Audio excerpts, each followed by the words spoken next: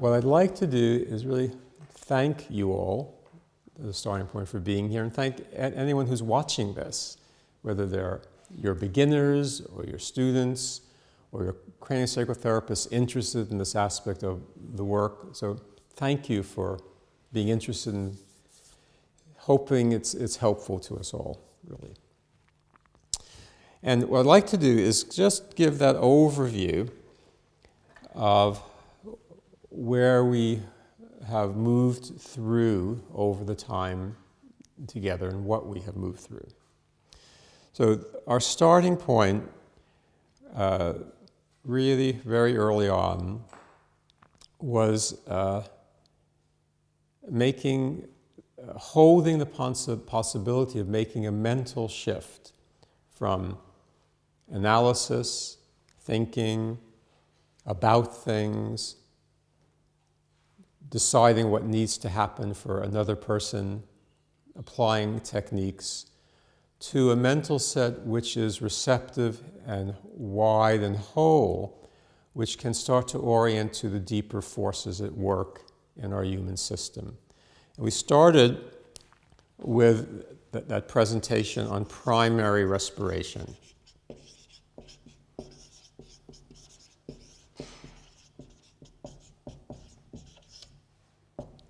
And that was Dr. Sutherland's term for the deeper ordering forces of life, forces that are universal, that are generated by what he called the breath of life, a deep, creative, spiritual presence whose function and intention seems to be the maintenance of creativity and the connection to the source of creativity.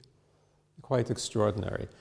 I shared a little bit about my experiences of the breath of life as a sacred presence that underlies all of creation, really. And it's really, again, it's a heart-opening experience. And if the breath of life had a currency, like dollars, euros, or pounds, or whatever, if it had a currency, its currency would be love. Yeah, a beautiful heart-opening experience where you realize that there's a deep compassion present within everything, within the universe, even within form, the need to survive, all of that.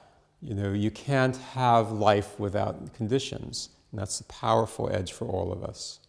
And in the midst of our conditions, our suffering, our joys, our sorrows, our needs, at the root of that is a deep sense of presence and compassion.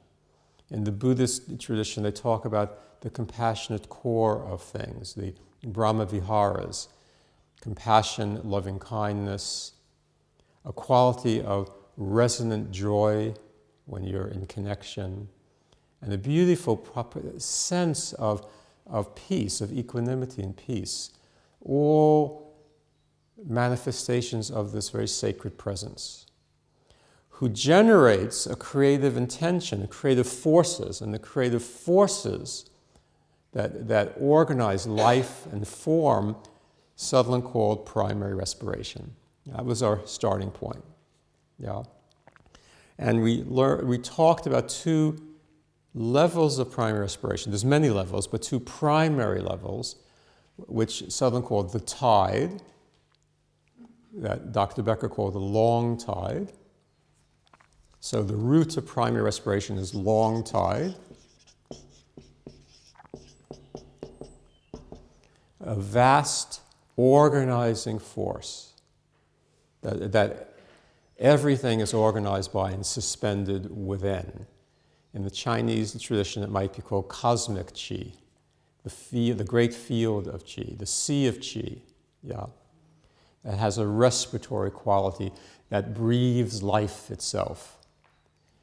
And that steps down, in Dr. Stone's words, we talked a bit about that, or through transmutation, the word Sutherland used for a change in state of the forces into an embodied expression of organization within the fluids.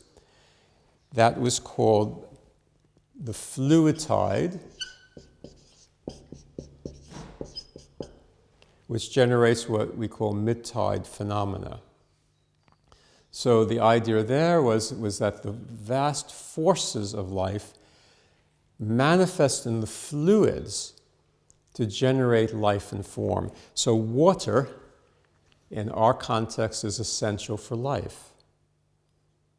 And the way water functions is extraordinary.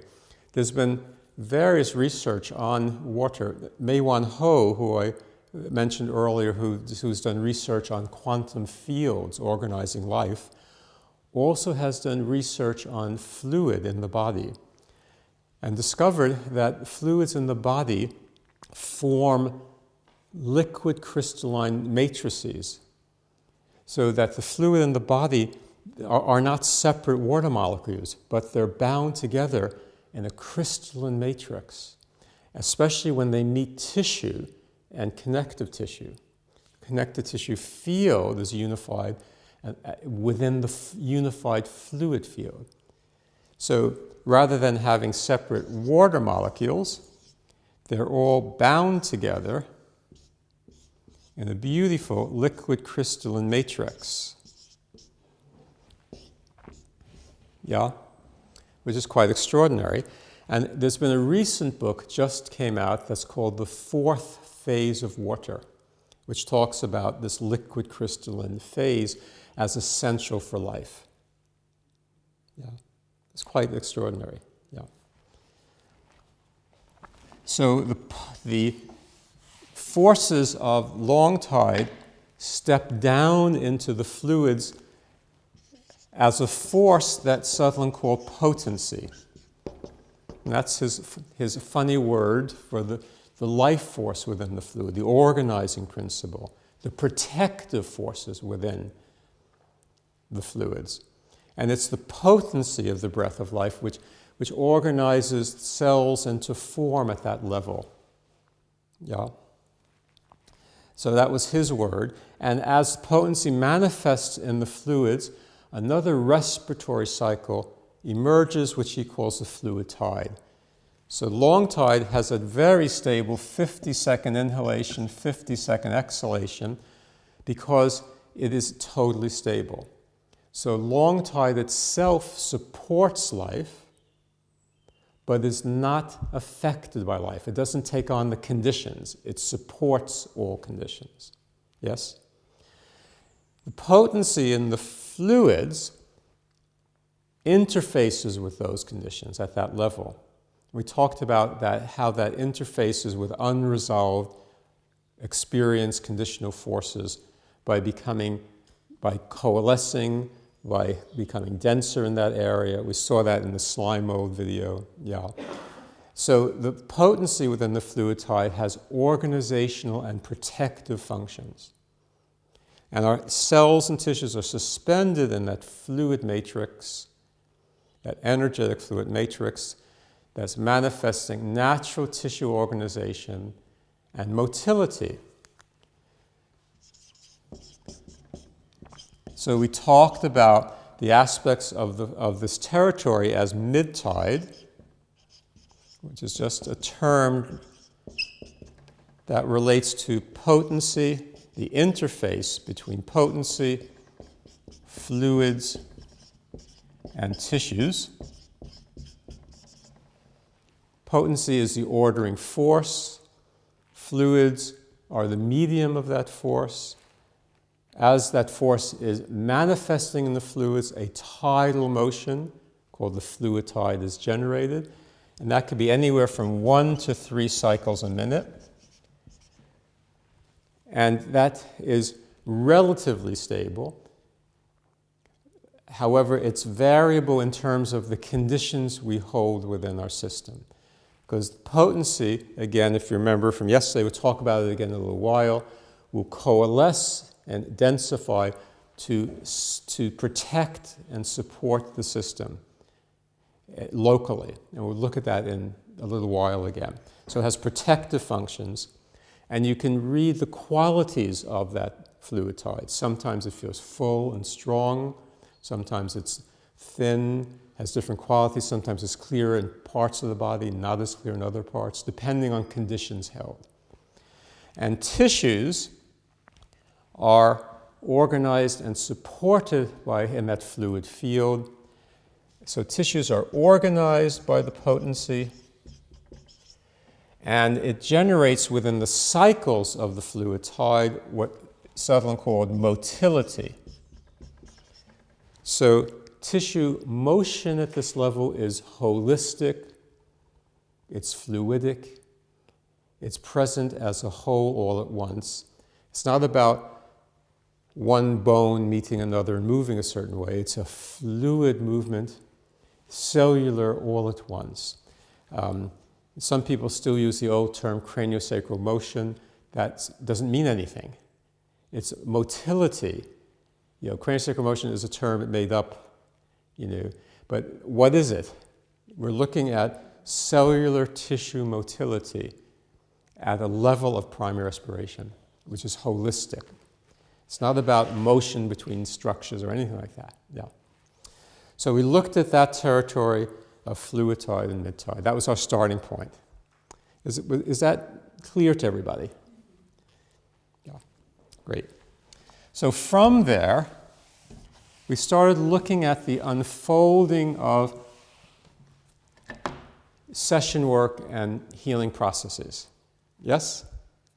And we talked about what Dr. Becker called the inherent treatment plan.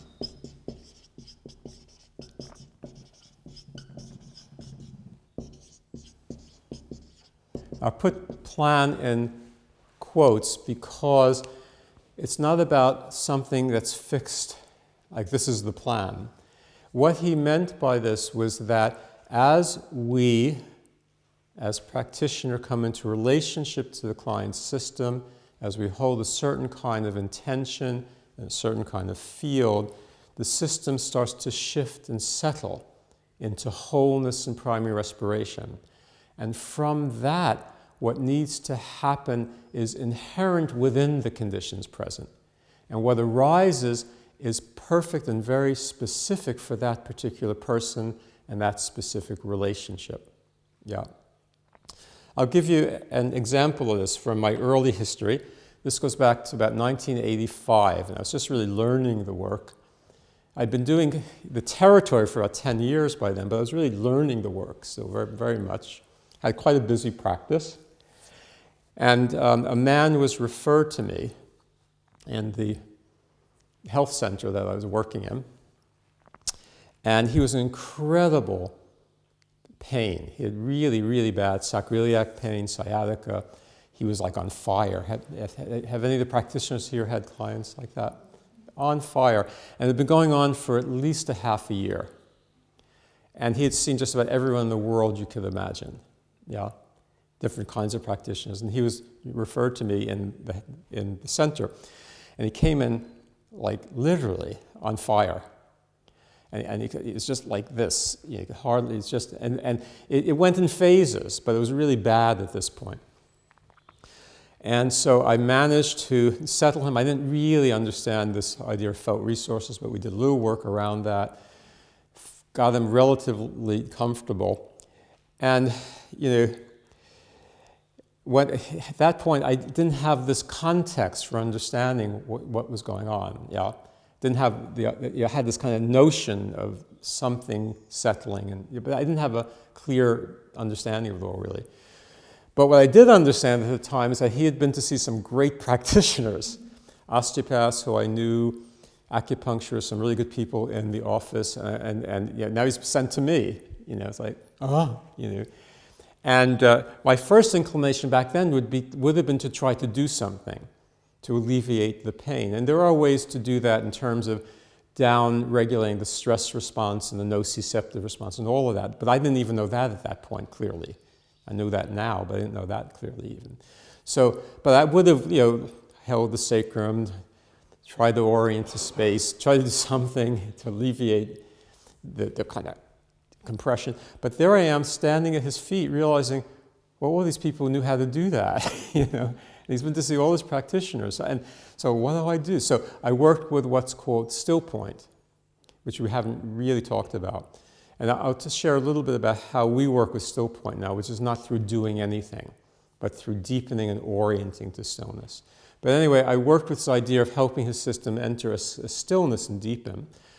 And I'd say over about 6 or 7 sessions, things started to settle a bit. And then I still didn't know what to do. My inclination would still be to do something there. Yeah?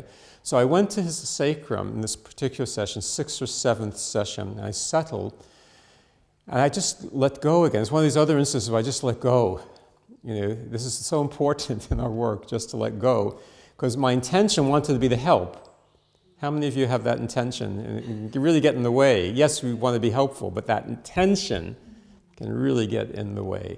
It's my need is almost as much as theirs. It's their need too, but it's also mine, and that doesn't necessarily help. So there I am. I really let go again. It's one of these instances where I don't know what the hell to do. It's just like, so, and I had this relatively wide perceptual field with some idea of fluid tide and inklings of long tide maybe. So there I am, and I tended to be at that time much more CRI oriented. In that quality. But there I am, so I'm resting, and I guess, I don't know what to do. I just went into this stillness. And then I had the first experience of the potency making decisions. So by this session, his system was able to settle a bit, kind of in the territory of the holistic shift, which I'll talk about again.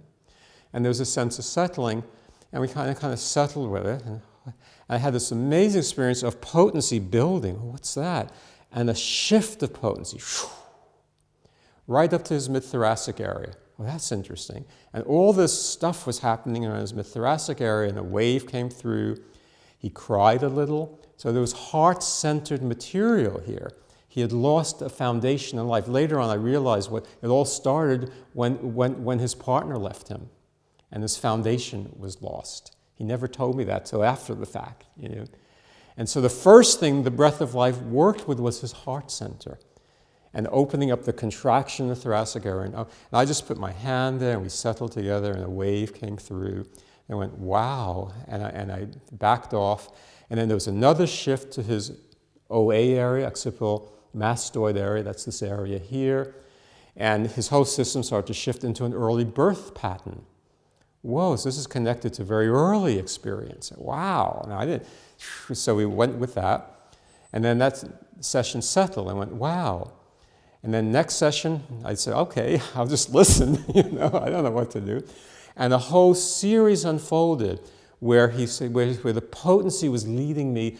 And it was the first time I actually perceived and understood that was what was happening. Quite extraordinary.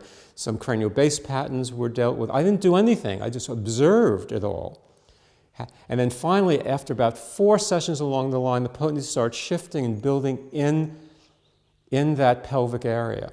And all sorts of things started to reorganize. His whole midline opened and a lengthening through his system. And by session 12 or so, he was like a new person. And so was I.